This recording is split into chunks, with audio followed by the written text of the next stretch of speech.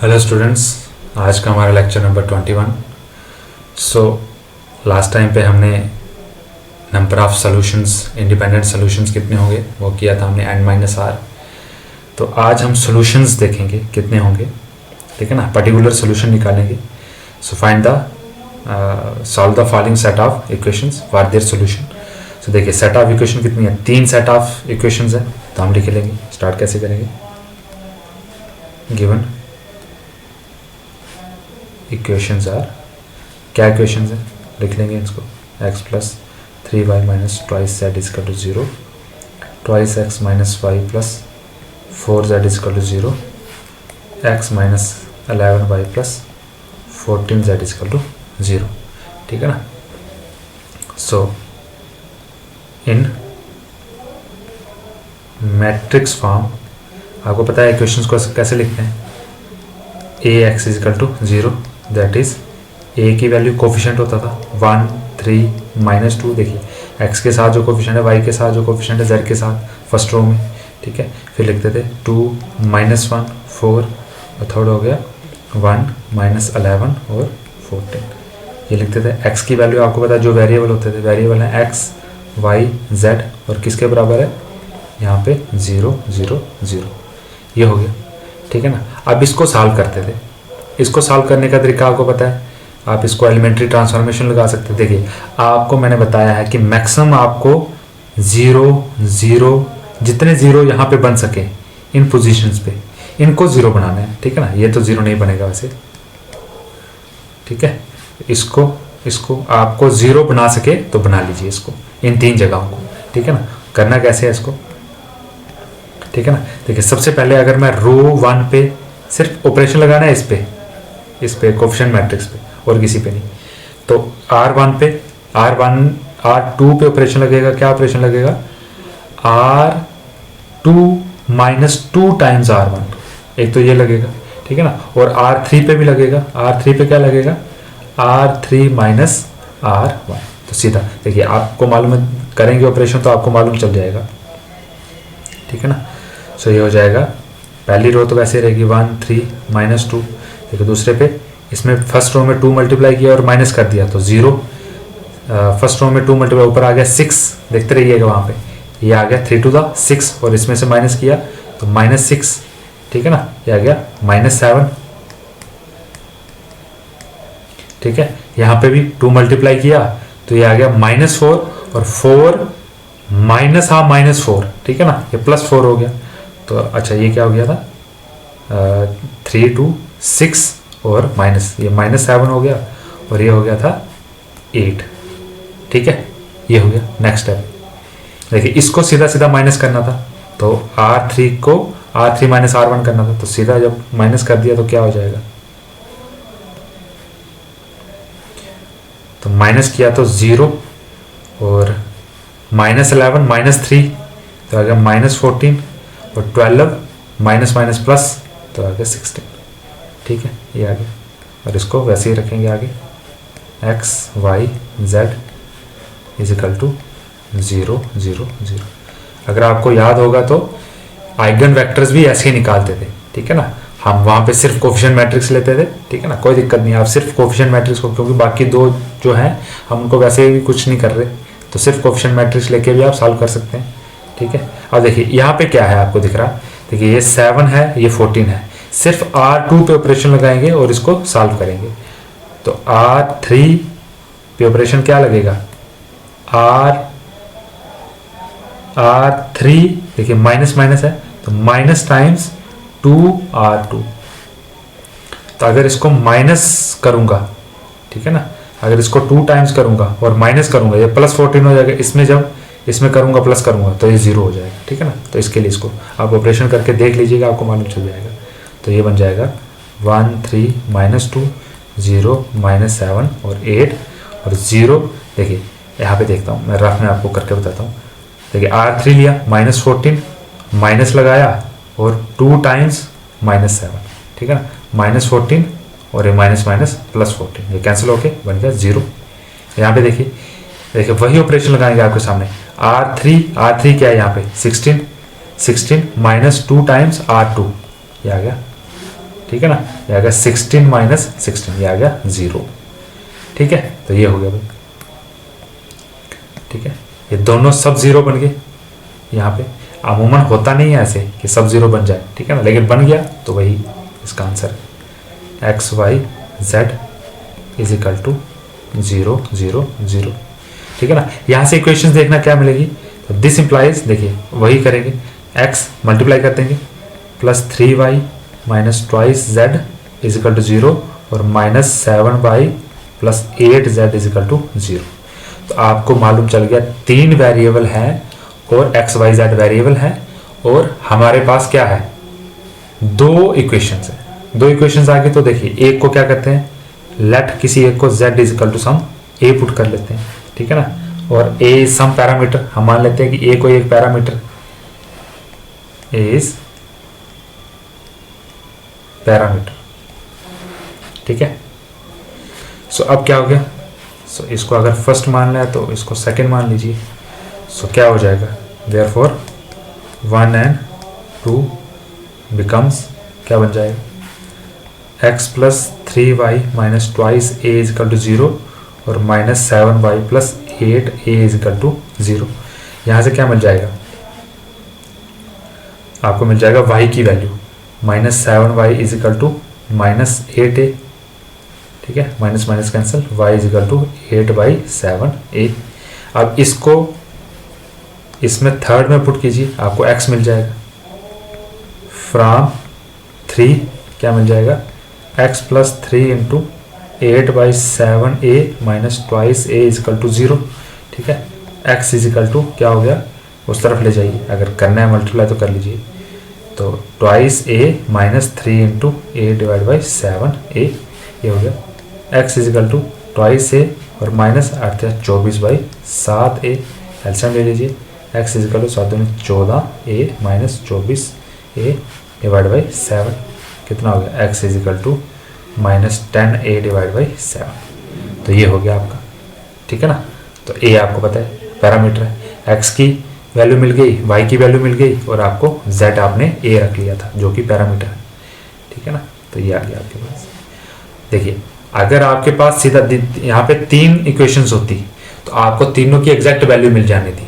ठीक है ना, अगर नहीं है तो फिर आपको देखिए, अगर एक इक्वेशन बचती तो हम 2 वेरिएबल्स को, हम y और z को, यहाँ पे नहीं, यहाँ पे देखिए, अगर एक इक्वेशन ये भी ना मिलती हमें, हम y और z को कुछ, इसको a पुट कर देते, इसको b पुट कर देते, तो x की वैल्यू a और b में आ जाती, 2 पैरामीटर में आ जाती। आप तो सिंगल पैरामीटर है, ठीक है ना, ये पैरामीटर आ गया। ठीक है, तो इस तरीके से ये सॉल्व होगा।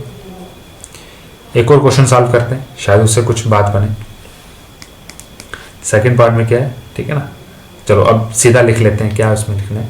ठीक है ना, सेकंड पार्ट मान लीजिएगा कि क्या गिवन है, सो गिवन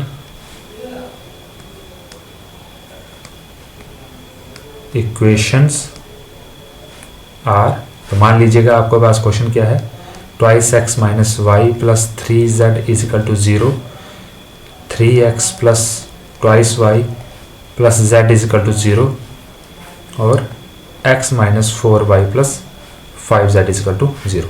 ये आप सेकंड पार्ट मान लीजिएगा, मैं इसको यहीं से सॉल्व करूंगा। ये हो गया। सो इन मैट्रिक्स फॉर्म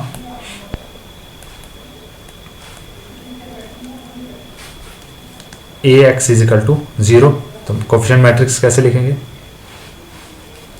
देखिए 2 माइनस 1 3, 2 माइनस 1 3, 3 2 1, 3 2 1 और 1 माइनस 4 5, 1 माइनस 1, 1 माइनस 4, 1 माइनस 4 5, ये हो गया।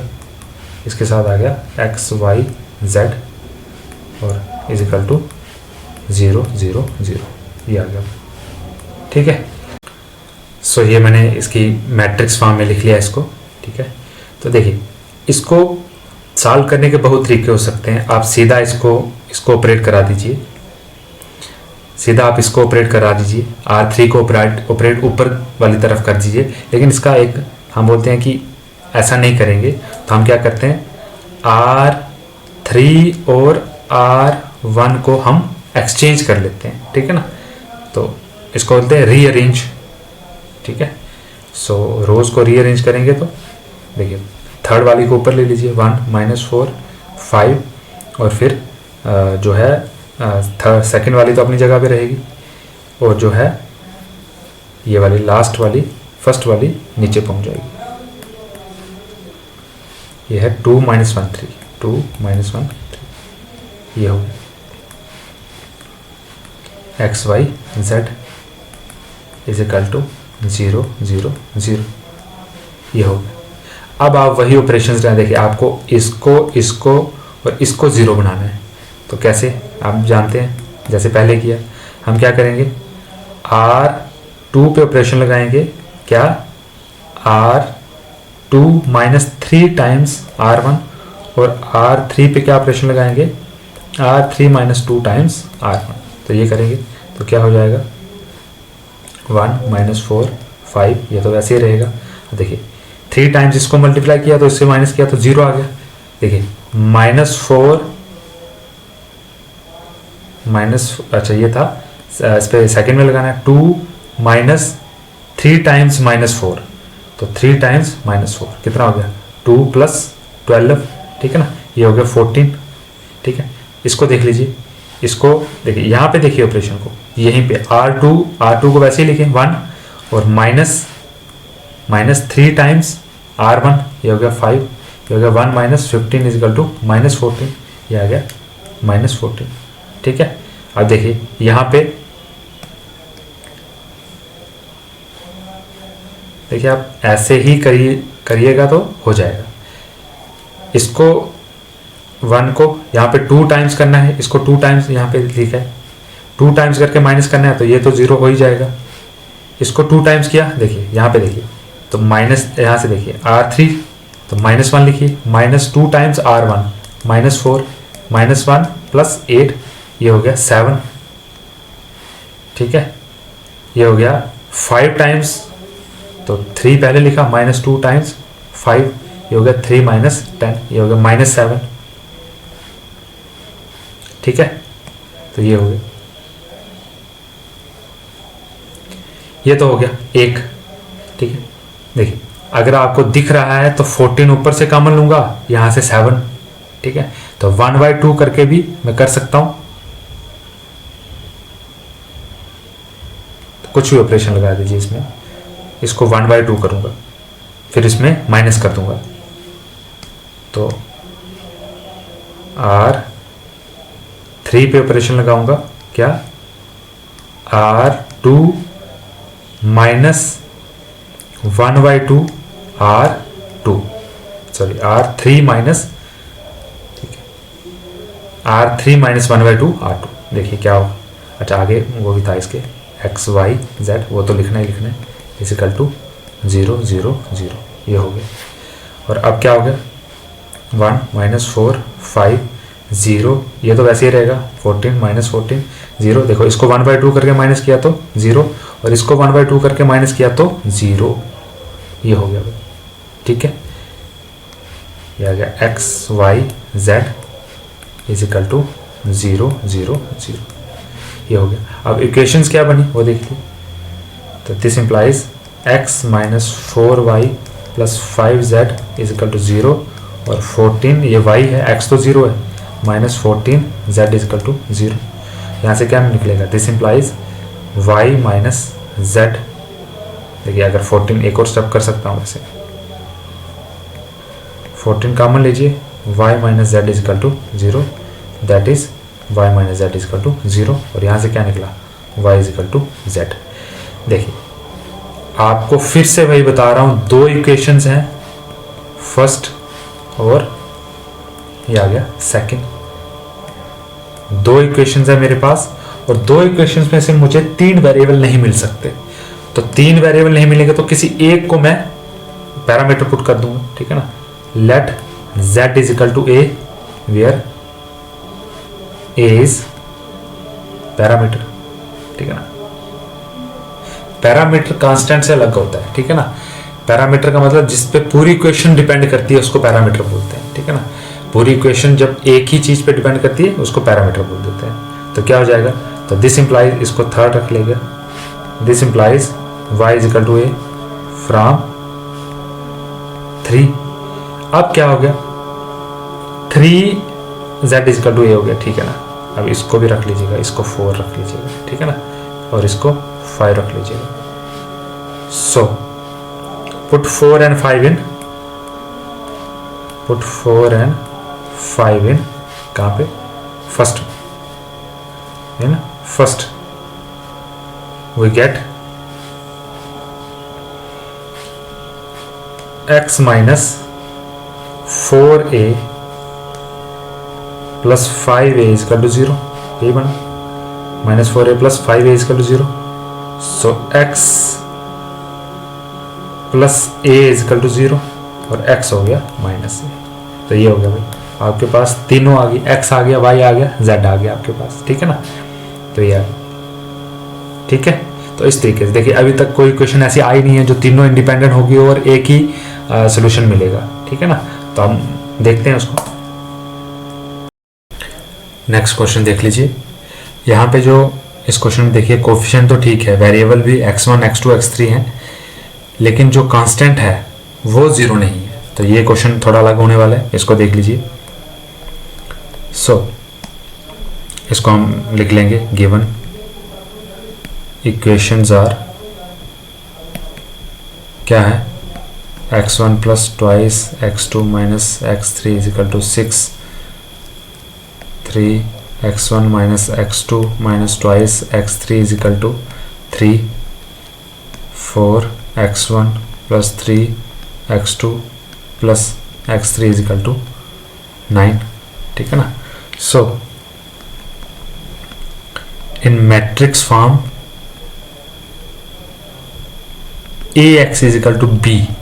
अब ये b 0 0 नहीं है, पहले यहाँ पे 0 0 चल रहा था, वेयर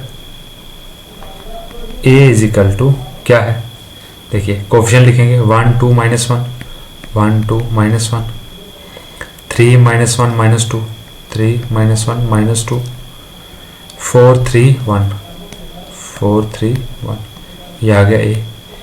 x क्या आ गया, जो वेरिएबल है x1 x2 x3, और b क्या आ गया, b आ गया कांस्टेंट मैट्रिक्स 6 3 9, 6 3 9।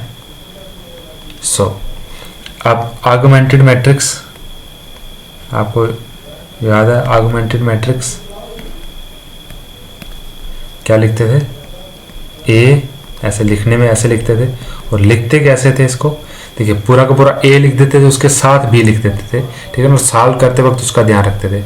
तो 1 2 माइनस 1 और इसके बाद लिखते थे कांस्टेंट 6, 3 माइनस 1 3 माइनस 1 माइनस 2 और 3, इसके बाद लिखते थे 4 3 1, 4 3 1 और इसके बाद ये 9 आ गया। अब सॉल्व वैसे ही करना है, सॉल्व करने में कोई हमें चेंज नहीं करना है, बस ये है कि जो लास्ट में हम कंक्लूजन लिखेंगे वेरिएबल का, वो 0 से इक्वेट ना करके इस कांस्टेंट से इक्वेट करेंगे, ठीक है ना। वो आपको लास्ट में दिख जाएगा, तो इसको देख लीजिए। ये किसके हो जाएगा, 1 2 माइनस 1 6। देखिए इसमें करेंगे क्या, पहले तो इसको देख लीजिए, हम ऑपरेशन क्या लगाएंगे। पहले तो R2 पे क्या ऑपरेशन लगाएंगे, R2 माइनस 3 टाइम्स R1, और R3 पे क्या ऑपरेशन लगाएंगे, R3 माइनस 4 टाइम्स R। तो ये ऑपरेशन लगाएंगे, ठीक है। तो ये हो गया, 3 टाइम्स किया तो ये 0 हो गया, 3 टू द 6, और 6 और माइनस 6 करेंगे तो माइनस 7, ये आ गया 3 माइनस 3 माइनस 2 प्लस 3, ये हो गया 1 हो गया, ठीक है। और ठीक है, हाँ 6 इसमें जब 3 से करेंगे 6 3 18 और 3 माइनस 18, ठीक है, माइनस 15 हो गया ये, ठीक है।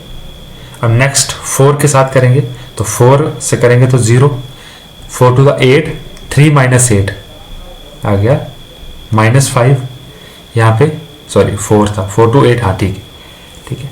तो ये आ गया माइनस 4 और 1 प्लस 4 आ गया 5, और यहाँ पे 6 चौका 24 और 9 में से 24 निकाले तो माइनस 15, ठीक है। तो ये आ गया हमारे पास। तो ये अभी और सॉल्व होता है, मैंने बताया था इसको 0 करेंगे, ठीक है। तो इसको 0 कैसे करेंगे, सो ये ऑपरेशन करेंगे तो क्या बन जाएगा, ये बन जाएगा, देखिए फर्स्ट तो वैसे ही 1 2 -1 6 0 -7 1 -15 और ये बन जाएगा 0 -35 35 और 15 7 ये हो जाएंगे 105, वो भी माइनस के। तो ये हो गया। अब क्या करेंगे, अब R3 पे क्या ऑपरेशन लगाएंगे, R3 माइनस देखिए 5 टाइम्स R2 ये करेंगे भाई, ठीक है। तो क्या हो जाएगा, ये किसके इक्विवेलेंट हो जाएगा, फर्स्ट तो वैसे ही रहेगा 1 2 -1 6, दूसरा होगा 0 -7 1 -15 और तीसरा हो जाएगा 0, देखिए ये हो जाएगा 0 और यहाँ पे चलेगा 5 और -5 होगा, ठीक है। 5 से मल्टीप्लाई और माइनस करना है, तो 35 में से 5 निकाले तो 30 और यहाँ पे देखिए 15 से ये किया 7 किए तो, ठीक है, 75 में से 105 जब निकाले तो ये आ गया -30, क्योंकि बड़ा वाला किसका है, माइनस का है, ठीक है। तो ये आ गया हमारे पास। और यहाँ से इक्वेशन देखिएगा कैसे बनेगा, आपको पता है ये x1 है, ये x2 है, ये x3 है और ये कांस्टेंट है। तो आप इसको ऐसे ही लिखेंगे, देखिए इसको सबको बाद में मिटा दूंगा मैं, लेकिन अभी इसको इक्वेशंस में लिखेंगे। This implies x1 plus twice x2 minus x3 is equal to 6, यहाँ से हो गया -7 x2 plus x3 is equal to -15 और 30 x3 इज इक्वल टू -30, ठीक है। ये आ गया फर्स्ट, ये आ गया सेकंड, ये आ गया थर्ड। आपने इन सबको सॉल्व किया और जो बचा वो यही था, ठीक है। अब इनको सॉल्व करना है, तो यहां से क्या निकल गया, x3 is equal to this implies x3 is equal to -1, ठीक है ना। So put x3 is equal to -1 in 2, क्या हो जाएगा, -7 x2 -1 is equal to -15 -7 x2 is equal to -15 plus 1 -7 x2 is equal to -14 और x2 आ गया 2, ठीक है। x2 2 आ गया, x3 ये आ गया, ठीक है ना। इसको मत रखिए, इसको रख दीजिए, ये आ गया हमारे पास, ठीक है ना। और इसी को put x2 is equal to 2 and x3 is equal to -1 in first, तो क्या हो जाएगा, x1 plus twice x2 x1 plus twice x2 और आ गया -x3 और minus of -1 is equal to 0, नहीं 0 नहीं है 6 है, ठीक है, इज इक्वल टू 6। इसको सॉल्व करने तो x1 plus 4 plus 1 is equal to 6, x1 is equal to 6 minus 5 x1 is equal to 1, तो ये हो गया x1 इज इक्वल टू 1। तो इस क्वेश्चन में देख लीजिए हमारे पास x1 की वैल्यू भी एक कांस्टेंट आई, x2 की वैल्यू भी एक कांस्टेंट आई और x3 की वैल्यू भी एक कांस्टेंट आई। तो ये क्वेश्चन हो गया। सो ये क्वेश्चन कर लीजिएगा, ये सॉल्व करने के लिए यहाँ पे ये क्वेश्चन है x plus Y plus Z is equal to -6, x plus 2y plus 3z is equal to -14, x plus 4y plus 7z is equal to -30। ये क्वेश्चन, इसको सॉल्व कीजिएगा। दूसरा क्वेश्चन है 2x plus 3y plus 4z is equal to 20, x plus 2y plus 3z is equal to 14, x plus 4y plus 7z is equal to 30। और ये question है 5x plus 3y plus 7z is equal to 4, 3x plus 26y plus 2z is equal to 9, 7x plus 2y plus 10z is equal to 5। तो ये है, तो इसका मैं थोड़ा हिंट दे रहा हूँ, ठीक है ना, क्योंकि इसमें 1 नहीं है कोफिशिएंट। देखिए 5 3 7 4 ऐसे कोफिशिएंट और आर्गुमेंटेड मैट्रिक्स ऐसे लिखेंगे, ठीक है ना, ऐसे ही लिखते थे आर्गुमेंटेड मैट्रिक्स। अब क्या किया, देखिए यहाँ पे हिंट दे रहा हूँ कि आपको किसी एक प्लेस पे 1 बनाना है। यहाँ पे फर्स्ट प्लेस पे आपको 1 बनाना है, तो इसको 1 बनाने के लिए क्या करेंगे, देखिए सेकंड रो को 2 से मल्टीप्लाई किया तो क्या हो गया, ये हो गया 6 हो गया, 52 हो गया, 4 हो गया, 18 हो गया। और यहाँ पे क्या किया, R2 पे क्या ऑपरेशन लगाया, R2 माइनस R1। जब R2 माइनस R1 किया, इसको इससे माइनस किया, इसको इससे माइनस किया, इसको इससे माइनस किया, इसको इससे, ठीक है ना। तो ये क्या हो गया, ये पहली प्लेस पे 1 बन गया, बस यही चाहिए था। अगर ये 1 बन गया तो फिर हमने क्या किया, इसको एक्सचेंज कर दिया, किसमें, आपको 1 को हमेशा R1 में रखना है, तो R1 और R2 को एक्सचेंज कर दिया, ये ऊपर चला गया, ये नीचे आ गया। अब वही प्रोसेस करेंगे जो हम पहले कर रहे थे, ठीक है ना। तो पहले वही इसको फिर इससे 5 टाइम माइनस करेंगे, इसको इससे 7 टाइम्स माइनस करेंगे, जो भी बाकी बच जाएगा उसको इक्वेशन में लिखेंगे, इक्वेशन को सॉल्व करेंगे तो वही आंसर आ जाएगा आपका। ठीक है, इतना रखते हैं आज। Thank you all.